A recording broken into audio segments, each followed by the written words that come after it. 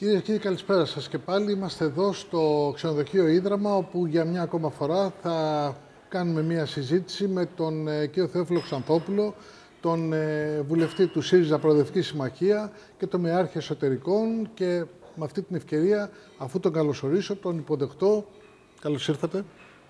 Καλώς σας βρίσκω. Σας ευχαριστώ πολύ και για την πρωτοβουλία της κουβέντας και για τον εξαιρετικό χώρο στον οποίο με υποδέχεστε, και αυτό είναι και ένα κριτήριο, θα έλεγα έτσι, της χαλαρής κουβέντας που ελπίζω να έχουμε. Ξεφεύγουμε από τα κλισέ των στούντιο ή των βουλευτικών γραφείων και κάνουμε μια συζήτηση de profundis, εκβαθέων, ουσιαστική, σε έναν χώρο που τιμά και την πόλη, αλλά και γενικότερα όλον αυτόν τον κλάδο παροχής υπηρεσιών φιλοξενίας, γιατί το Ίδραμα είναι ένα τοπόσιμο για την πόλη και είναι εξαιρετικά σημαντικό ότι κάνουμε στο Ίδραμα και τέτοιου είδους δραστηριότητες. Με βοηθήσατε να μην πω το ευχαριστώ πάρα πολύ τη διεύθυνση και την ηγεσία του ξενοδοχείου. Παρόλα αυτά θα το ξανακάνω, σωστά.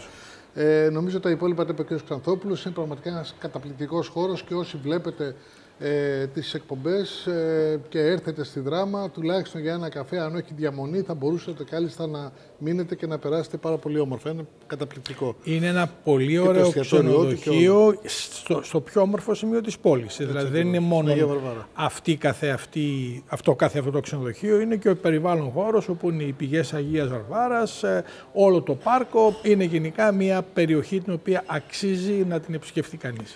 Λοιπόν, με τον κύριο Ξανθόπουλο, όπως καταλαβαίνετε, είχα και καιρό να τα πούμε. Είχαμε προεκλογικά, νομίζω, τα είχαμε πει. Αρκετό καιρό, νομίζω, έχουμε να τα πούμε όντως. Είναι δικηγόρος στο επάγγελμα ή τουλάχιστον. Ήμουν. Ήταν, ναι.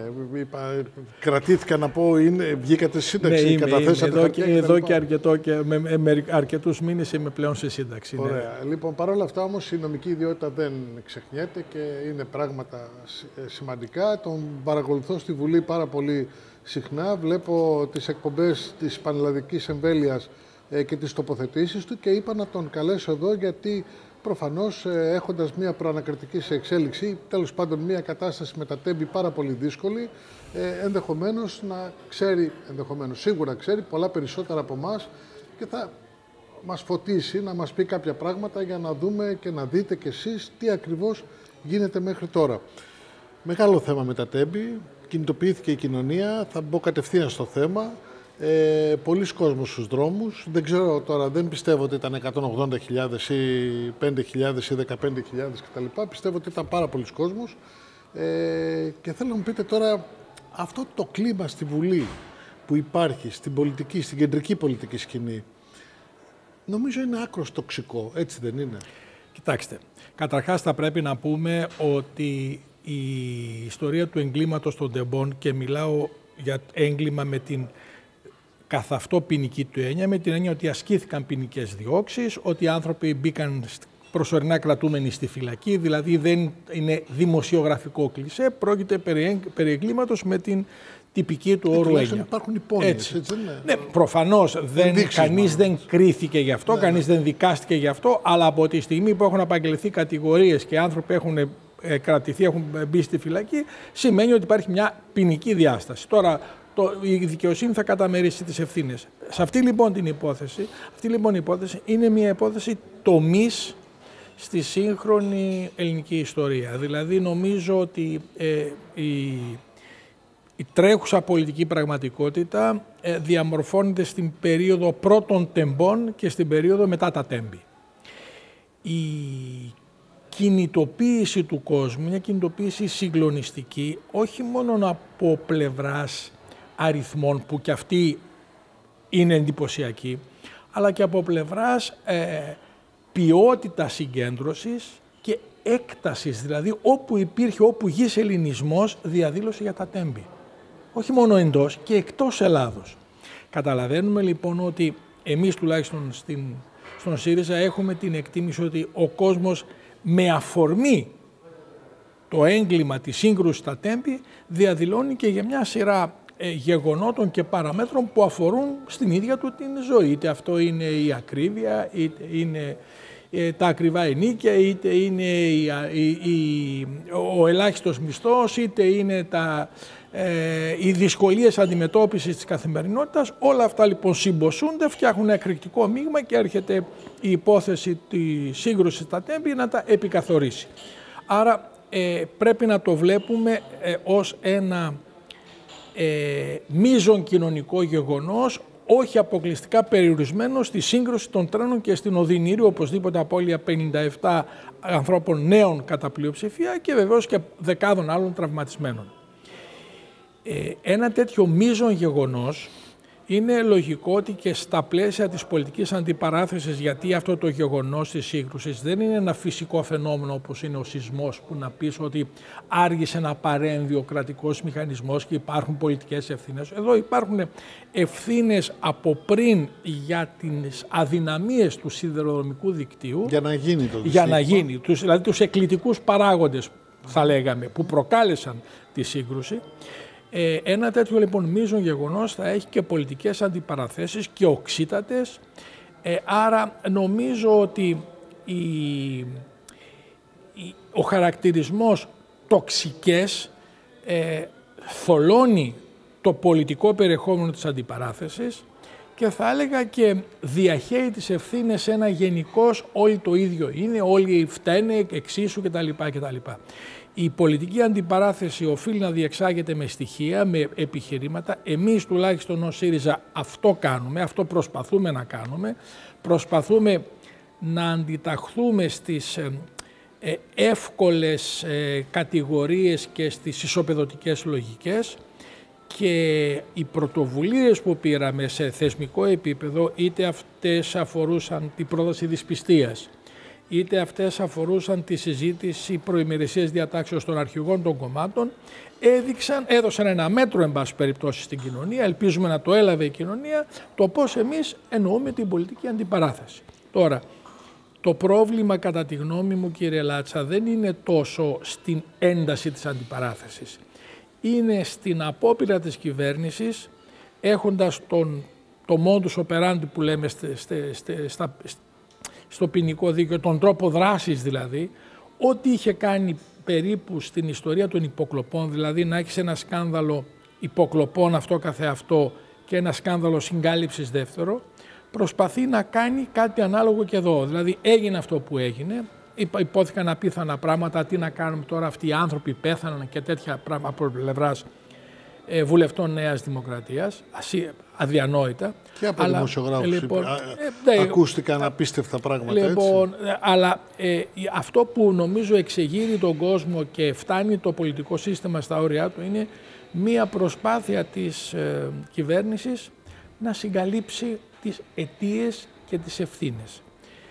Και κουμπώνω τώρα την απάντησή μου με αυτό που με ρωτούσατε προηγουμένως και εδώ ακριβώς έρχεται να λειτουργήσει αυτή η fast track διαδικασία στην προανακριτική επιτροπή, στην προκαταρκτική επιτροπή για τη διερεύνηση ποινικών ευθυνών, όπως είναι ο πλήρης τίτλος της, αλλά για δημοσιογραφικούς και πρακτικούς λόγους έχει καταλήξει να λέγεται προανακριτική, όπου θέλει να τελειώνει γρήγορα για να μην υπάρχει αυτού του είδους η συζήτηση στην κοινωνία, γιατί όσο γρηγορότερα τελειώσει η συζήτηση, όχι η υπόθεση, τόσο ευκολότερα θεωρεί η Νέα Δημοκρατία θα ξεφύγει από αυτή την πολύ δύσκολη θέση που βρίσκεται στην πραγματικότητα. Να ρωτήσω κάτι, που είναι και απορία του κόσμου βέβαια, γιατί συζητάμε πάρα πολύ και ο καθένας λέει τη δική του άποψη και πολλοί από εμάς δεν είμαστε και νομικοί. Επομένως έχει ιδιαίτερη βαρύτητα και βαρύνουσα σημασία η άποψή σας. Είναι αρμοδία η Βουλή σε αυτή τη φάση, η Επιτροπή αυτή, να βγάλει ένα πόρισμα το οποίο να παραπέμψει σε ποινική διαδικασία τους υπευθύνους που θα προκύψουν, αν προκύψουν? Είναι η μόνη αρμόδια, δεν υπάρχει άλλη. Δεν υπάρχει άλλη, αυτό δεν το λέει ούτε η Νέα Δημοκρατία. Εφόσον, να πάμε λίγο πίσω. Το Σύνταγμά μας προβλέπει στο άρθρο 86 ότι για την ποινική ευθύνη των υπουργών, όχι των βουλευτών, το διευκρινίζω αυτό, για τους βουλευτές ακολουθείται άλλη διαδικασία. Δεν έχει σχέση αυτό που μιλάμε για τους υπουργούς με αυτό που λέμε για τη βουλευτική ασυλία. Είναι δύο πράγματα εντελώς διαφορετικά. Ο Σάκης λοιπόν προκύψει εμπλοκή υπουργών σε μια ποινική διαδικασία, υποχρεούται ο ερευνών εισαγγελέας να παραπέμψει τον φάκελο αμελητή, δηλαδή χωρίς υπαίτεια καθυστέρηση, ακαριέα θα λέγαμε, στη Βουλή, η οποία θα διακριβώσει εάν υπάρχουν ενδείξεις ενοχής του παραπεμπομένου, έτσι ώστε να συγκροτήσει μία επιτροπή η οποία δίκην εισαγγελέα και ανακριτή θα είναι ένα δικαστικό σώμα, θα κάνει μία αποδεικτική διαδικασία, θα συλλέξει στοιχεία και όπως λέει ρητά το Σύνταγμα και είναι υποχρέωση της Επιτροπής, θα διατυπώσει πόρισμα, το οποίο πόρισμα θα το εισαγάγει στην Ολομέλεια της Βουλής και η οποία Ολομέλεια της Βουλής θα αποφασίσει πλέον εάν θα παραπεμφθεί ο παραπεμπόμενος στην δικαιοσύνη και στη συνέχεια θα ακολουθηθεί μια διαδικασία που περιλαμβάνει κλήρωση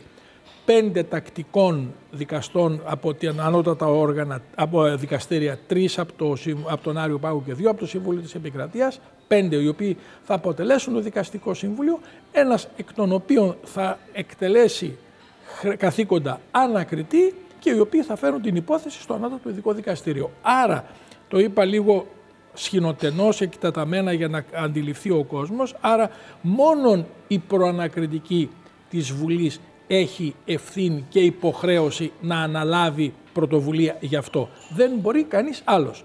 Εάν δεν συμφωνούμε με αυτό, έρχεται η συνταγματική αναθεώρηση. Από το Δεκέμβριο μπορούμε να καταργήσουμε πλήρως την ύπαρξη των προανακριτικών επιτροπών και να είμαστε σύνομοι. Αλλά όσο υπάρχει το Σύνταγμα που το προβλέπει, κανείς δεν μπορεί να το αγνοήσει. Εδώ να ανοίξω μία παρένθεση και να πω, μίλησα και στη Βουλή για αυτό το πράγμα και βλέπω ότι τώρα τελευταία αναπτύσσεται μία συζήτηση. Το παλιό μας Σύνταγμα, αυτό που πριν την τροποποίησή του το 20, προέβλεπε ότι για τα υπουργικά δικήματα υπάρχει μια πολύ στενή, πολύ σφιχτή αποσβεστική προθεσμία. Παραγράφονται δηλαδή πολύ γρήγορα.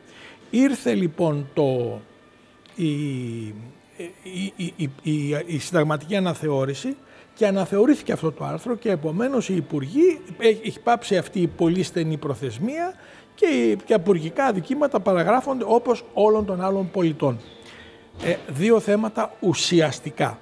Το πρώτο είναι ότι αυτή η διαδικασία ξεκίνησε το 2015 με την συνταγματική αναθεώρηση, όπου ο ΣΥΡΙΖΑ ήταν η πλειοψηφία και ήταν στην προτείνουσα Βουλή πλειοψηφία και άρα ο ΣΥΡΙΖΑ ψήφισε ως πλειοψηφία την αναθεώρηση της διάταξης αυτής και την κατέστησε αναθεωρητέα και η επόμενη Βουλή του 19-23, όπου ήμουν εγώ μέλος και ήμουν μέλος της Επιτροπής Αναθεώρησης του Συντάγματος, υπερψήφισε την αναθεωρητέα διάταξη με ευρύτατη πλειοψηφία και άλλαξε. Άρα δεν ισχύει αυτό που λέει η Νέα Δημοκρατία, εμείς αλλάξαμε το Σύνταγμα για να τροποποιηθεί, για να πάψει αυτή η αποσβεστική προθεσμία. Το Σύνταγμα άλλαξε με απόφαση της πλειοψηφίας του ΣΥΡΙΖΑ, που αν δεν το έκανε ο ΣΥΡΙΖΑ δεν μπορούσε να περάσει. Την κατέστησε λοιπόν αναθεωρητέα τη διάταξη και η επόμενη Βουλή λοιπόν με ευρύτατη πλειοψηφία την αναθεώρησε, οπότε ισχύει τώρα. Τι δεν έκανε η Νέα Δημοκρατία, και εδώ υπάρχει ένα θέμα το οποίο απασχολεί πια ήδη τους συνταγματολόγους. Η Νέα Δημοκρατία επί 6 χρόνια δεν άλλαξε τον εφαρμοστικό νόμο. Αυτή η διάταξη συνταγματική για να ισχύσει πρέπει να υπάρχει ένας νόμος ο οποίος λέει πώς θα ισχύσει, πώς θα εφαρμοστεί. Ο εφαρμοστικός νόμος λοιπόν που δεν άλλαξε μιλάει πάλι για τη σφιχτή προθεσμία, τη δεύτερη σύνοδο της επόμενης Βουλής κατά την οποία θα ξεκινήσει η διαδικασία. Που σημαίνει δηλαδή ότι με βάση το γράμμα του νόμου περί ευθύνης υπουργών, εάν μέχρι τον Ιούνιο δεν έχουν ασκηθεί ποινικές διώξεις σε βάρος των όποιων εμπλέκονται, του κυρίου Τριαντόπουλου ή όποιον άλλον, θα παραγραφεί η υπόθεση. Βεβαίως υπάρχει το αντεπιχείρημα, αφού το λέει το Σύνταγμα, πώς θα είναι ο νόμος απέναντι το Σύνταγμα, θα κηρυχθεί αντισυνταγματικός, αλλά κανείς δεν ξέρει πώς θα κρίνει το δικαστήριο τη διάταξη του νόμου.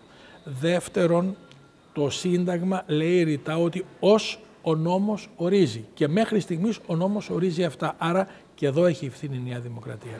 Εδώ κάναμε εμείς και για δεύτερη φορά το κάναμε ως βουλευτές του ΣΥΡΙΖΑ καταθέσαμε τροπολογία έτσι ώστε να θεωρηθεί ότι έπαυσε να ισχύει η διάταξη αυτή περί στενής μικρής παραγραφής ήδη από το 19 από την τροποποίηση του συντάγματος, δεν την έκανε δεκτή. Να δούμε τι θα κάνει, αλλά οι ευθύνες τη βαραίνουν και στο κομμάτι του εφαρμοστικού νόμου.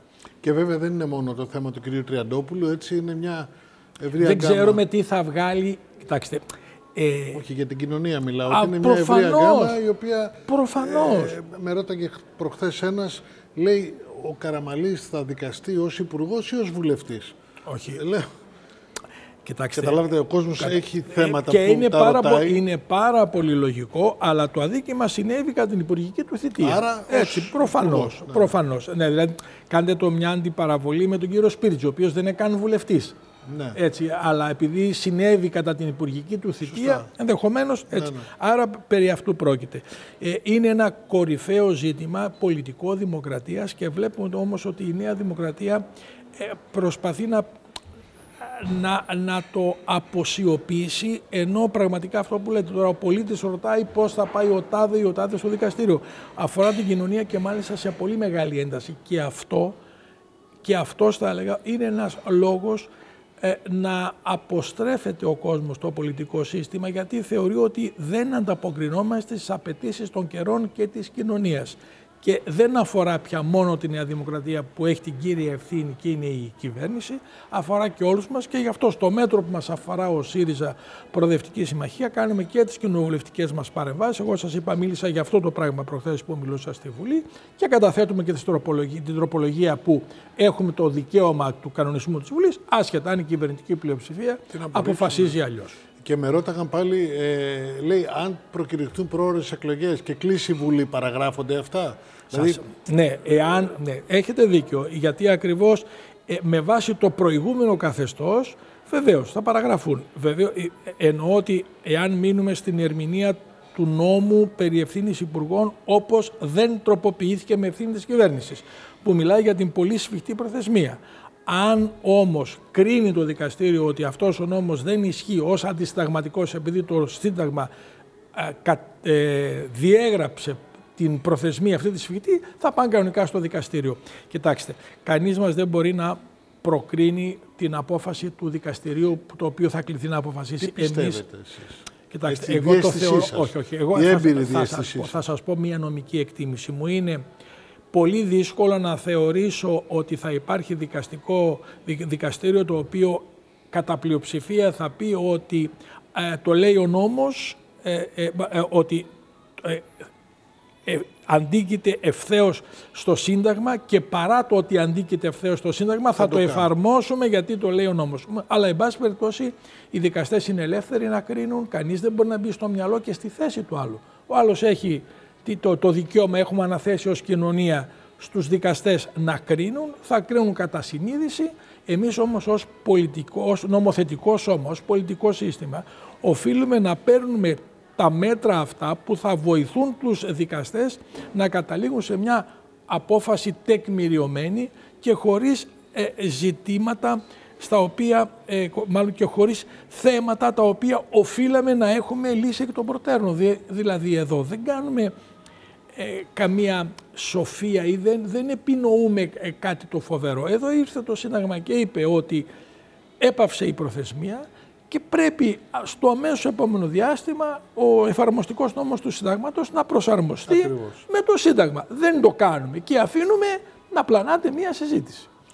Λοιπόν, εντάξει, νομίζω ότι αυτό όσο και να το συζητάμε το θέμα δεν έχει νόημα, δεν τελειώνει. Έτσι. Ας περιμένουμε να δούμε τις επόμενες κινήσεις. Έμπειροι κοινοβουλευτικοί σε όλα τα κόμματα και σε όλες τις παρατάξεις, και από εκεί και πέρα ας ελπίσουμε ότι θα βγει το αποτέλεσμα το οποίο θέλει η κοινωνία και δεν είναι άλλο από το οποίο είναι ορθό κατά τον νόμο. Ναι. Αυτό. Τώρα η κοινωνία μπορεί να θέλει οτιδήποτε, αλλά ο δικαστής δικάζει με βάση τον νόμο και τη συνείδησή του. Εγώ μιλάω με την κοινωνία που βγήκε στον δρόμο και ζήτησε... εμείς λέμε ο δικαστής να αποφασίσει κατά τον νόμο και τη συνείδησή του. Απλώς το θεσμικό πλαίσιο στο οποίο θα στηριχτεί ο δικαστής να είναι πάρα πολύ ξεκάθαρο και να είναι συμβατό με το Σύνταγμα. Αυτό οφείλαμε να κάνουμε. Λοιπόν, θα πάμε σε ένα πολύ σύντομο διαφημιστικό και αμέσως μετά θα συνεχίσουμε, γιατί έχουμε πολλά να πούμε. Με τα χαράς. Για το Κοινοβούλιο. Διάλειμμα και επιστρέφουμε.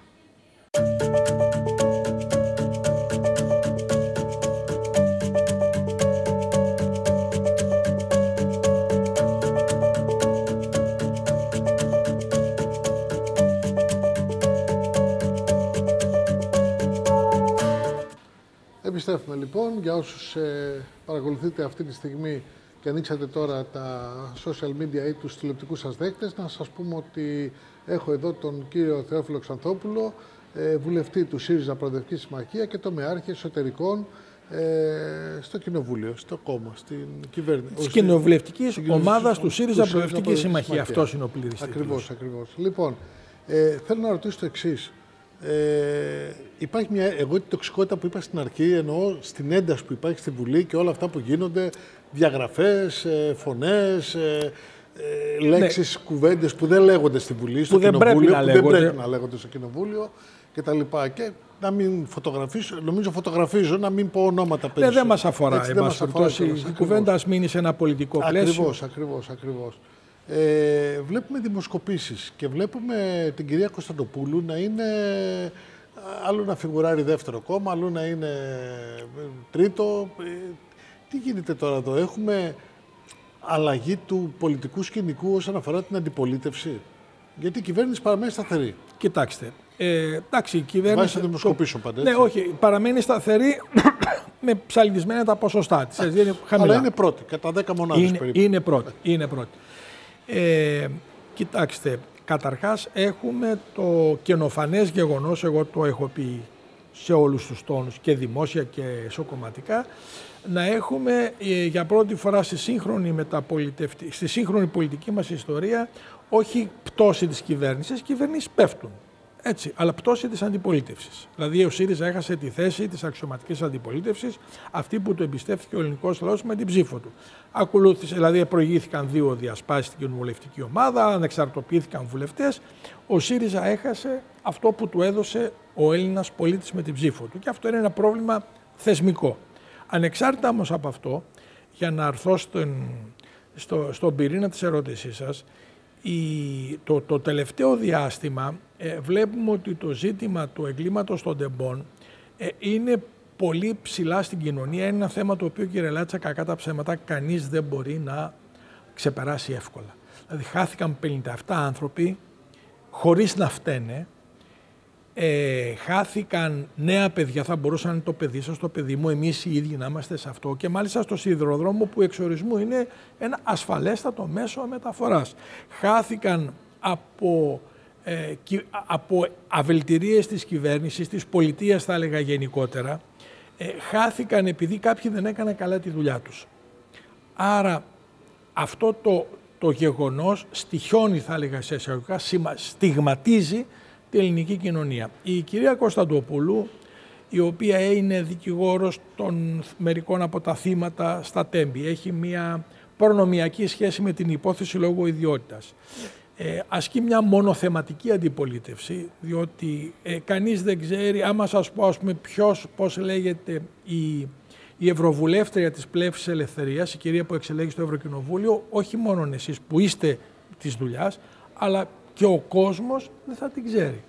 Αυτό γιατί ακριβώς η Πλεύση Ελευθερίας δεν έχει αναδείξει τις θέσεις και τις απόψεις της, αν έχει, για μια σειρά θεμάτων γενικότερου πολιτικού ενδιαφέροντος. Είτε αυτό έχει σχέση με την πολεμική οικονομία που αρχίζει να επικρατεί στην Ευρώπη, είτε έχει σχέση με την ευρωπαϊκή ολοκλήρωση και την θέση της Ελλάδας στο διαρκώς μεταβαλλόμενο κόσμο, είτε έχει σχέση με την ανεργία, είτε έχει σχέση με την ενέργεια.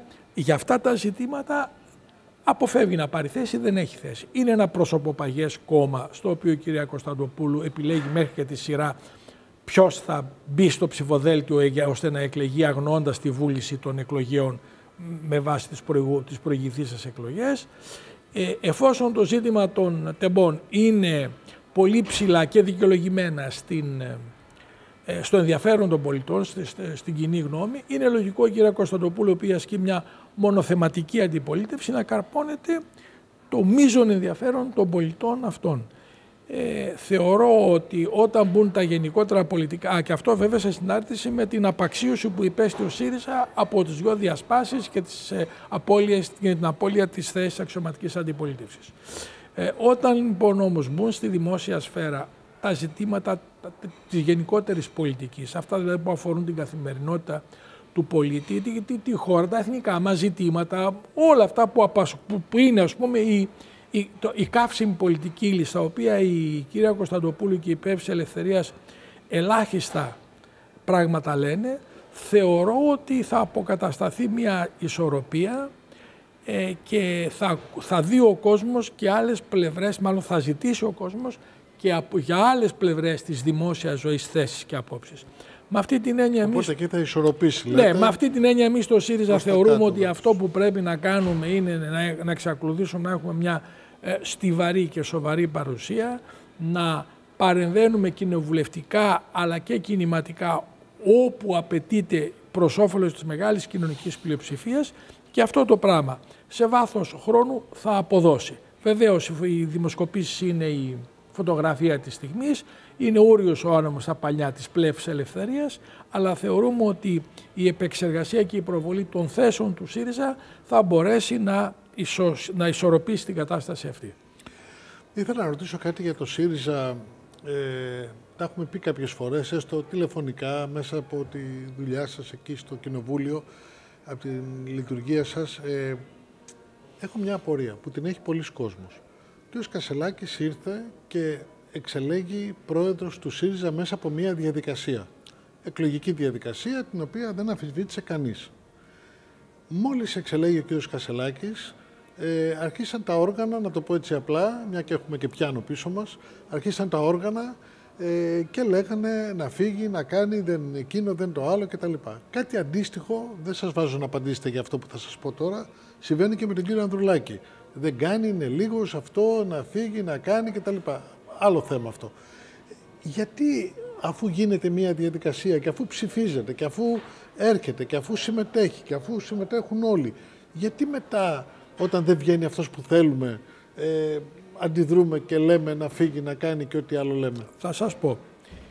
Καταρχάς, το κριτήριό μας, θα μιλήσω για το ΣΥΡΙΖΑ, δεν νομιμοποιούμε να μιλήσω για το ΠΑΣΟ και το κύριο Ανδρουλάκη. Σας έφερα σαν παράδειγμα, πάνω κάτω τα ίδια συμβαίνουν κι αλλού δηλαδή. Λοιπόν, η αντίδραση και η αντίρρηση στον Στέφανο Κασσελάκη δεν ήταν εκ του λόγου ότι δεν βγήκε αυτός που θέλαμε.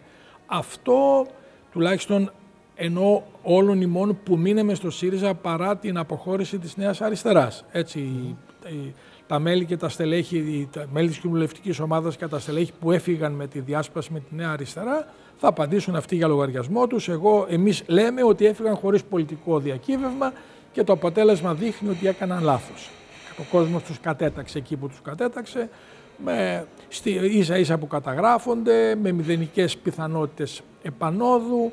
Πήραν τις έδρες που δεν έπρεπε, γιατί άλλα πράγματα είχαμε συμφωνήσει στον κώδικα δεοντολογίας που υπογράφουμε όλοι οι υποψήφοι, οι βουλευτές. Αυτά τα έκριναν οι πολίτες. Εμείς λοιπόν, που εγώ δεν ήμουνα και από αυτούς που υπεγράψαν το κείμενο του 87, δεν ήμουν δηλαδή απέναντι στο Στέφανο Κασσελάκη, θα έλεγα το αντίθετο. Με τίμησε αναθέτοντάς μου την θέση του κοινοβουλευτικού εκπροσώπου και την αποδέχτηκα και έκανα ό,τι μπορούσα καλύτερο για να ανταποκριθώ σε αυτή την ευθύνη. Η κριτική που κάναμε εμείς στο Στέφανο Κασσελάκη είναι ότι ήταν ένας πρόεδρος ο οποίος ουσιαστικά λειτουργούσε κατά μόνας. Οι θέσεις που εξέφραζε δεν ήταν θέσεις του ΣΥΡΙΖΑ, του συνόλου του ΣΥΡΙΖΑ, των ψηφισμένες από τα συνέδρια του, από τα ντοκουμέντα του. Αυτό που εκφώνησε ξαφνικά το ΝΑΤΟ είναι η Ιερά Συμμαχία, για παράδειγμα. Από πού προκύπτει? Το γεγονός ότι κατηγορούσε για αυτούς που είχαν την άποψη για μια ευρύτερη κεντροαριστερά συμμαχία ότι είναι δέσμοι του κατεστημένου και απεργάζονται λύσεις που είναι απέναντι, μάλλον παρά τις ψηφισμένες θέσεις του συνεδρίου, ή ότι είναι όμοιροι της διαπλοκής. Το γεγονός ότι έστειλε εξώδικο στο κόμμα στο οποίο προείσταται. Δηλαδή πράγματα τα οποία δεν... Αντικαταστατικά. Δεν μπορεί να τα ερμηνεύσει με πολιτικούς όρους. Ναι. Και εκεί, κύριε Λάτσα, επειδή πολλές φορές έχει γίνει συζήτηση και με αστρόφους και με φίλους που αποχώρησαν και πικράθηκαν κτλ. Εκεί ο ΣΥΡΙΖΑ έκανε μια καταστατική διαδικασία. Του είπαν μάλιστα αρκετοί σύντροφοι, εγώ να πω ότι δεν είμαι μέλος της Κεντρικής Επιτροπής, συμμετέχω εξ οφίτσιο ως βουλευτής της εργασίας, αλλά δεν είμαι μέλος, δεν ψηφίζω, έτσι, άρα έχω και μια απόσταση, ας πούμε. Του είπα λοιπόν κάποιοι σύντροφοι και συντρόφισσες ότι επειδή το πράγμα πηγαίνει, εξελίσσεται αρνητικά και για μας και για σένα, για το κόμμα συνολικά, πάμε στη βάση να κάνουμε μια διαδικασία όπως έκανε το ΠΑΣΟΚ και βγήκε δυναμωμένος ο κύριος Ανδρουλάκης κτλ.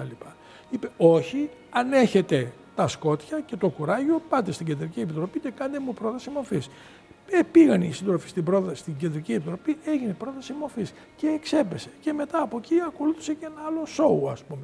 Δηλαδή, οι πολιτικές μας διαφωνίες πια ήταν τόσο έντονες που βεβαίως εξελέγηκε με έναν τρόπο που δεν αμφισβητήθηκε και ψηφίστηκε. Αλλά αυτό δεν σημαίνει ότι αυτό είναι λευκή επιταγή και οποιοσδήποτε εξελέγει αρχηγός μένει ανεξέλεγκτος μέχρι την επόμενη φορά που θα κριθεί από τη βάση.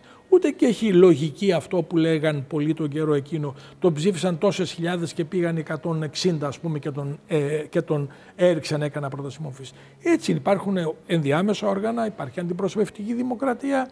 Αυτό λέει το καταστατικό, έτσι πήγαμε σε μια απόφαση. Με αυτή την έννοια και εν πάση περιπτώσει να πω και κάτι, τελείωσε η ιστορία αυτή. Κλείσαμε το κεφάλαιο αυτό. Φαίνεται και ότι η κίνηση του Στέφανου Κασσελάκη, το δημοκρατικό κίνημα, βραχύδια κίνηση φαίνεται, δεν κατόρθωσε να κάνει κοινοβουλευτική ομάδα όπως έλεγε. Στην αρχή έλεγε θα κάνω μέχρι τα Χριστούγεννα, μετά έλεγε Φεβρουάριο-Μάρτιο θα κάνω, δεν φαίνεται να κάνει και δεν θα κάνει και νομίζω ότι θα έχει την τύχη της Νέας Αριστεράς. Μας ενδιαφέρει πια ο ΣΥΡΙΖΑ να αποκαταστήσουμε την επαφή με τους ανθρώπους που πικράναμε, που πικράθηκαν, που απαγοητεύθηκαν, που αποστρατεύθηκαν, που έφυγαν.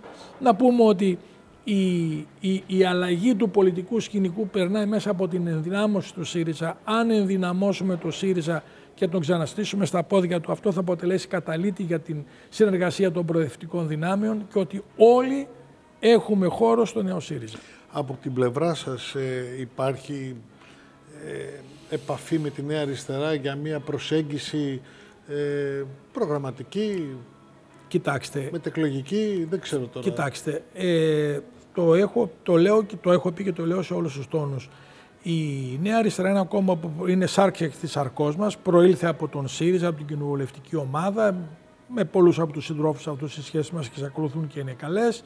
Είναι όμως ένα άλλο κόμμα. Είναι ένα κόμμα το οποίο πήγε σε ένα ιδρυτικό συνέδριο, έχει την πολιτική απόφαση του συνεδρίου του, έχει κεντρική επιτροπή, έχει γραμματέα, άρα θα συνομιλήσουμε πολιτικά σε ένα πλαίσιο πολιτικής συνεννόησης. Αυτό που λέει ας πούμε ο Αλέξης Χαρίτσης για το νέο λαϊκό μέτωπο, αυτό που λέμε εμείς για την προοδευτική συνεργασία, είναι πολιτικά ζητήματα και τα οποία θα συζητηθούν και θα υποθούν δημόσια. Ελπίζω να βρεθούν κοινοί τόποι, συγκλήσεις, καταρχάς στο Κοινοβούλιο και κατά δεύτερον στο κίνημα και στην πολιτική ζωή της χώρας. Αλλά δεν νομίζω ότι προσφέρει κάτι η αυτόματη επιστροφή στην κοινοβουλευτική ομάδα χωρίς πολιτικές διαδικασίες. Μου θυμίζει αυτό που λέμε στο ποδόσφαιρο παλιά που λέγαμε την υποσχετική, ότι πήγανε υποσχετική σε ένα άλλο χώρο, τελείωσε η υποσχετική και ξανάρχονται. Δεν περιποιεί τιμή σε κανέναν, ούτε στο πολιτικό σύστημα, ούτε σε αυτούς, ούτε σε εμάς. Άλλο είναι όμως το θέμα το να συζητήσουμε πολιτικά και να βρούμε κάποια σημεία σύγκλησης, συμφωνίας και να υπάρχει μία όσμωση και μία συναντήληψη. Αυτό είναι εντελώς διαφορετικό και γίνεται με πολιτικούς όρους. Πάμε προς το τέλος. Να ρωτήσω αν βλέπετε εκλογές και πότε, προώρες, ξέρω εγώ, ή οτιδήποτε άλλο. Κοιτάξτε. Οι αναγκαστικές θα πω. Ναι, κοιτάξτε, η κυβέρνηση είναι στριμωγμένη. Είναι προφανές, το αντιλαμβάνεται και σε κοινωνικό επίπεδο και σε πολιτικό επίπεδο. Όσο δεν υπάρχει το αντίπαλο δέος από πλευράς προοδευτικής αντιπολίτευσης, τόσο ο κύριος Μητσοτάκης θα κοιτάζει να κερδίσει χρόνο.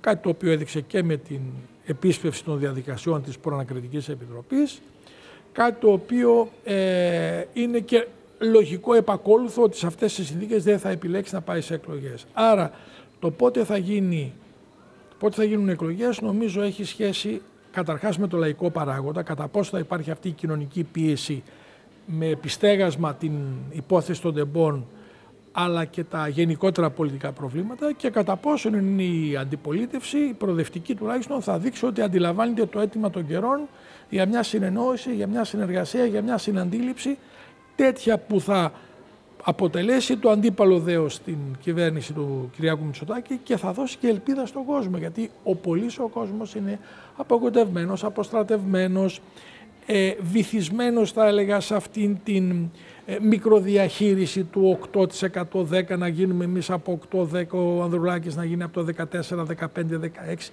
και δεν εμπνέεται. Νομίζω ότι αυτό είναι ευθύνη δική μας, έτσι, εννοώ των πολιτικών κομμάτων.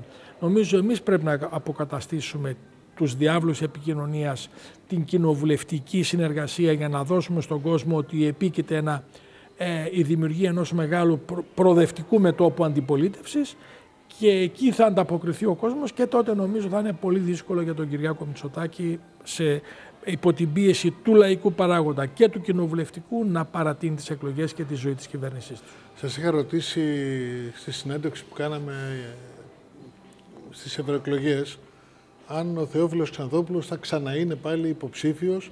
Δεν θα πω ότι μου είχατε πει. Όχι, απλά ρωτώ αν έχει αλλάξει κάτι ή αν... Όχι, κοιτάξτε να δείτε.